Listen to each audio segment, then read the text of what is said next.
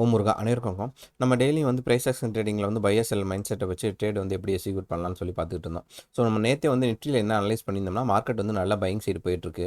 So வந்து 3 நாள் கண்டினியூவாக வந்து க்ரீன் கேண்டில் வந்துருச்சு. ஸோ அதுக்கப்புறம் வந்து மார்க்கெட் இந்த இடத்த வந்து பிரேக் அவுட் கொடுத்து போகிற இடத்துல வந்து திரும்ப வந்து ஒரு ரெட் கேண்டில் வரதுக்கான வாய்ப்பு இருக்கும் அப்படின்னு சொல்லி நம்ம நேற்றே வந்து அனலைஸ் பண்ணியிருந்தோம். ஏன்னா அது வந்து இம்பார்ட்டண்டான ஒரு பிரேக் அவுட் ஜோனாக வந்து இந்த ஜோனில் வந்து மார்க்கெட் வந்து வெயிட் பண்ணிகிட்டு இருக்கு. ஸோ இந்த ஜோனில் வந்து இம்பார்ட்டண்டாக வந்து இமீடியட்டாக வந்து பிரேக் அவுட் கொடுத்து போகும்போது ஒரு நல்ல ஃப்ளோ கிடைக்கிறதுக்கான வாய்ப்பு இல்லை. நம்ம அது போக என்ன சொல்லியிருந்தோம், ஆல்ரெடி வந்து இங்கே ட்ரேட் எடுத்தவங்க இங்கே வந்து அவங்க ஸ்டாப் லாஸாக போட்டிருப்பாங்க. ஸோ அதுக்கடுத்து இப்போ அடுத்து மேலே போனோம் அப்படின்னா டேல வந்து ஒரு ரெட் கேண்டில் வந்து ஃபார்ம் ஆகணும். ஸோ அப்படி ரெட் கேண்டில் ஃபார்ம் ஆகிட்டு திரும்ப இந்த இடத்த பிரேக் அவுட் கொடுக்குற விதத்தில் வந்து இதோட கண்டினியூட்டி மறுபடியும் மார்க்கெட் வந்து ஒரு நல்ல மூவ்மெண்ட் கொடுத்து மேலே போகிறதுக்கான வாய்ப்புகள் இருக்குன்னு சொல்லி எக்ஸ்பெக்ட் பண்ணோம். ஸோ அதே மாதிரி கிட்டத்தட்ட வந்து இப்போ ரெட் கேண்டில் வந்து ஃபார்ம் ஆயிடுச்சு.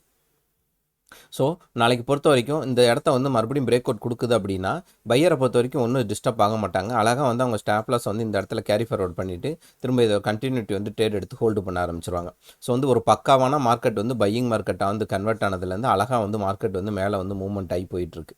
சரிங்களா? ஸோ 15 மினிட்ஸ் ஸ்கேனில் பொறுத்த வரைக்கும் நம்ம எப்படி வந்து நாளைக்கு எக்ஸிக்யூட் பண்ணலாம், நாளைக்கு என்ன எதிர்பார்க்கலாம் அப்படின்னு சொல்லி பார்த்துடலாம்.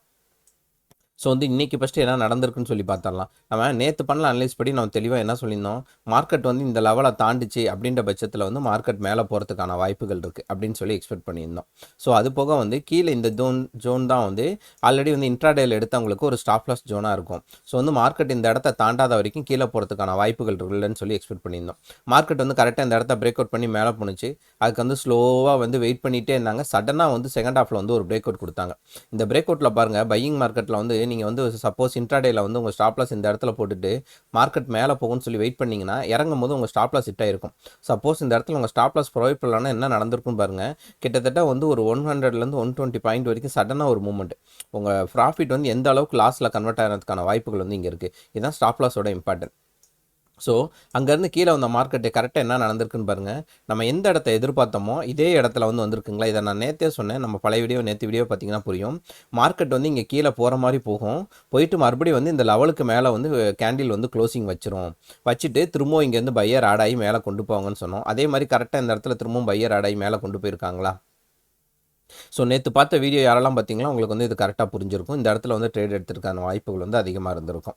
யாரும் ட்ரேட் எடுத்திருந்தீங்கன்னா கமெண்ட் பண்ணிடுங்க.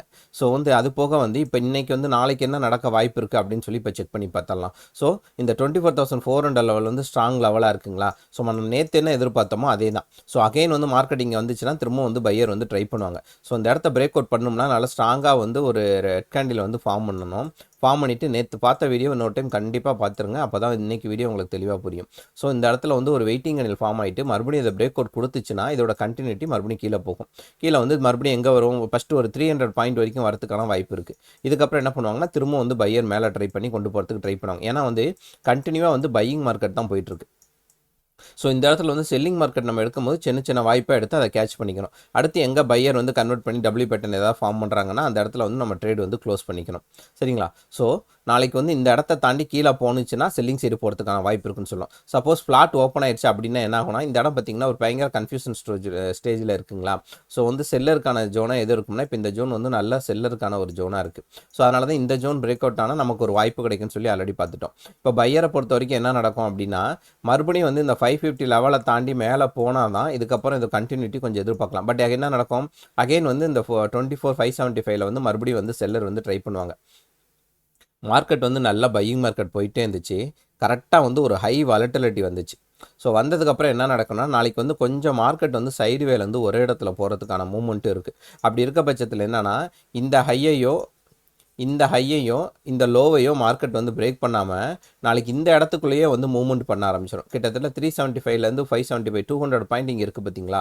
ஸோ இந்த இடத்துக்குள்ள ஓப்பன் பண்ணிச்சுன்னா மேலே போகுவாங்க, கீழே வர மாதிரி வந்துட்டு இந்த ஜோனுக்குள்ளேயே வந்து மூவ் பண்ணிகிட்டு இருப்பாங்க. ஸோ டே கேனில் பொறுத்த வரைக்கும் இதை பிரேக் அவுட் பண்ணி கீழே போகாத வரைக்கும் பையர் ஸ்ட்ராங்காக இருக்காங்கன்னு அர்த்தம். ஸோ இதை தாண்டி நமக்கு பிரேக் அவுட் கொடுத்து போகும்போது மேலே வந்து பையிங்கான ட்ரேட் வந்து நம்ம எக்ஸிக்யூட் பண்ணிக்கலாம். ஓகேங்களா? ஓகே, இப்போ பேங்க் நிஃப்டி வந்து நாளைக்கு செக் பண்ணிடலாம். ஸோ பேங்க் நிஃப்டியை பொறுத்த வரைக்கும் நாளைக்கு என்ன நடக்க வாய்ப்பு இருக்குது?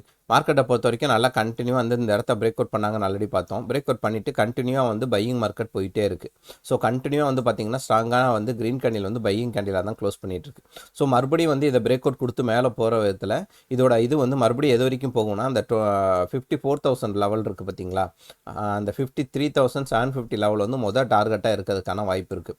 ஸோ இந்த இடத்துக்கு போணுச்சுன்னா மறுபடியும் வந்து செல்லர் அங்கே ட்ரை பண்ணுவாங்க. சப்போஸ் கேப் அப் இந்த இடத்துக்கிட்ட எங்கேயா ஓப்பன் ஆனாலும் அங்கேருந்து கொஞ்சம் செல்லிங் வரதுக்கான வாய்ப்புகள் வந்து அதிகமாக இருக்கும். ஏன் எதனாலனா கண்டினியூவாக வந்து கீழே இங்கே ஆரம்பிச்சது இங்கேருந்து நமக்கு வந்து க்ரீன் கேண்டில் வந்துக்கிட்டே இருக்குது. நம்ம நிஃப்டியில் இப்போ வந்து ஒரு செல்லருக்கு பையருக்கு வந்து ஒரு ஸ்டாப் லாஸ் கேரி ஃபார்வர்ட் பண்ண ஒரு வாய்ப்பு கிடச்சிச்சு பாருங்க.